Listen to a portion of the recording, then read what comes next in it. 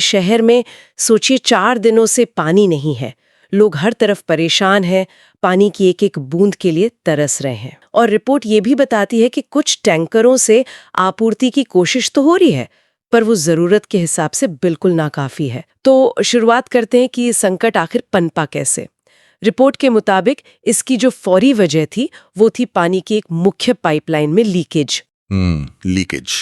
अब देखिए, लीकेज होना तो ठीक है, हो सकता है, लेकिन रिपोर्ट के अनुसार इसे ठीक करने में ही कई दिन लग गए। कई दिन? अच्छा। हाँ, और जाहिर है इसका सीधा और भारी असर शहर के उन नागरिकों पर पड़ा जो, जैसा रिपोर्ट बताती है, पहले से ही पानी की किल्लत झेल रहे हैं। बिल्कुल। मालेगांव महानगर पालिका के जल आपूर्ति विभाग की, जिसे वहां वाटर सप्लाई महकमा कहा गया है, उसकी बहुत तीखी आलोचना करती है। अच्छा, क्या कहा है रिपोर्ट ने? रिपोर्ट में इस विभाग के कामकाज को निहायती कमजोर, घटिया और यहां तक कि बेहुदा करार दिया गया है। बाप रे, ये तो काफी सख्त शब्द हैं। हाँ, काफी मजबूत शब्द हैं।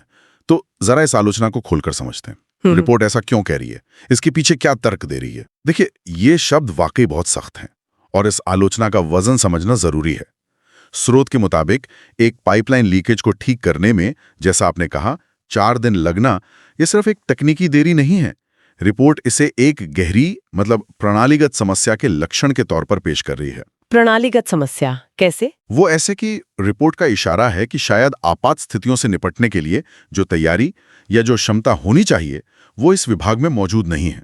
कम से कम इस मामले में तो रिपोर्ट के अनुसार ऐसा ही नजर आया। यानी ये सिर्फ एक पाइपलाइन फटने की घटना नहीं, बल्कि पूरी व्यवस्था की क्षमता पर ही सवाल है। बिल्कुल, रिपोर्ट का इशारा इसी तरफ है और इस बात को शहर के आयुक्त रविंदर यादव के बयान से भी थोड़ा बल मिलता है, जिसका जिक्र स्रोत में है। अच्छा, आयुक्त ने क्या कहा है? रिपोर्ट के अनुसार उन्होंने ये माना है कि विभाग में अच्छे, काबिल इंजीनियरों की कमी है और उन्होंने ये वादा भी किया है कि भविष्य में बेहतर इंजीनियर रखेंगे। लेकिन यहाँ एक पेच है। रिपोर्ट ये भी साफ करती है कि ये इंजीनियरों की कमी या अक्षमता ये कोई आज की बात नहीं है। ये समस्या सालों से चली आ रही है, ऐसा रिपोर्ट का कहना है। तो फिर सवाल ये उठता है कि इस कमी का एहसास या इसे स्वीकार करने की बात अब क्यों हो रही है, जब इतना बड़ा संकट खड़ा हो गया है? क्या रिपोर्ट इस टाइमिंग पर कुछ कहती है? रिपोर्ट सीधे तौर पर टाइमिंग पर तो टिप्पणी नहीं करती, लेकिन जो तस्वीर उभर रही है वो यही है कि संकट आने पर ही शायद समस्या की गंभीरता को स्वीकार किया जा रहा है। मतलब पहले से कमी का पता था, लेकिन शायद उसे दूर करने के लिए ठोस कदम नहीं उठाए गए। हाँ, ऐसा लग रहा है। और अब जब स्थिति हाथ से निकलती दिख रही है, तब भविष्य के वादे किए जा रहे हैं। स्रोत इसे एक तरह की, आप कह सकते हैं, प्रतिक्रियात्मक कार्रवाई के रूप में दिखाता है, न कि कोई सक्रिय योजना या तैयारी के तौर पर। और यही उस प्रणालीगत कमजोरी की तरफ इशारा करता है जिसकी बात रिपोर्ट कर रही है। ये बात तो गंभीर है और रिपोर्ट एक और अहम पहलू पर रोशनी डालती है कि ये कोई अकेली घटना नहीं है। अच्छा, ये बार बार होता है? हाँ, ऐसा नहीं है कि बरसों में पहली बार पाइपलाइन टूटी हो। मालेगांव के लोगों के लिए ये एक तरह से आम बात हो गई है।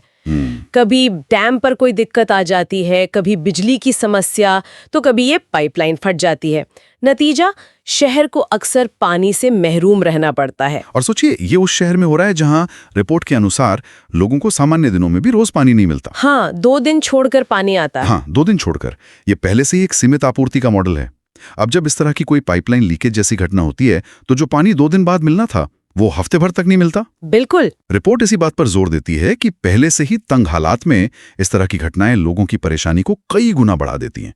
ये सिर्फ एक असुविधा नहीं, बल्कि एक बड़ी मुसीबत बन जाती है। बिल्कुल, एक बुनियादी जरूरत के लिए इतनी जद्दोजहद। रिपोर्ट के मुताबिक इस मुश्किल घड़ी में कोई भी सियासी लीडर, चाहे वो मौजूदा कॉरपोरेटर हो या अगले चुनाव में उम्मीदवार बनने के इच्छुक लोग, या फिर वो लोग जो सोशल मीडिया पर खुद को भावी नगर सेवक बताते फिरते हैं, हाँ, होते हैं ऐसे लोग, उनमें से कोई भी जमीन पर आकर लोगों की मदद करता हुआ नजर नहीं आ रहा है, ऐसा रिपोर्ट का दावा है।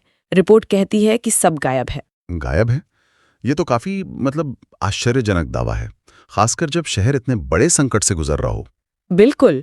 हम किसी भी राजनीतिक पक्ष का समर्थन या विरोध नहीं कर रहे हैं, लेकिन इस विश्लेषण से एक बड़ा सवाल जरूर खड़ा होता है जिस पर रिपोर्ट जोर दे रही है, और वो है राजनीतिक जवाबदेही का सवाल।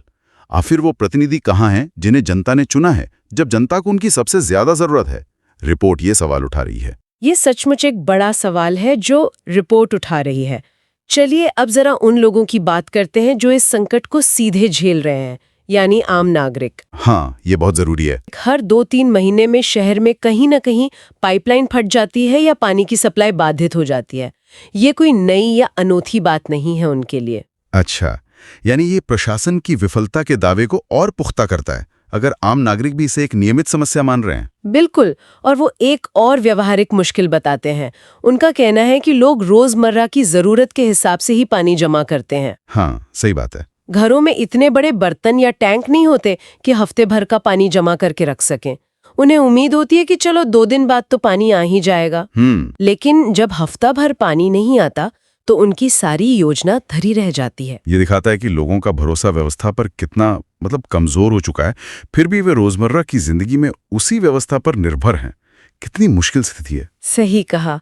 और ये नागरिक भी वही मांग दोहराते हैं जो आयुक्त ने कही थी कि विभाग में काबिल सक्षम इंजीनियर होने चाहिए जो इस तरह की समस्याओं को स्थायी रूप से हल कर सकें। इंजीनियरों की कमी वाली बात। हाँ, वो इस बात पर भी हैरानी और नाराजगी जताते हैं कि चुनाव का माहौल होने के बावजूद जब नेताओं को सबसे ज्यादा सक्रिय होना चाहिए तब कोई उनकी सुध लेने नहीं आया।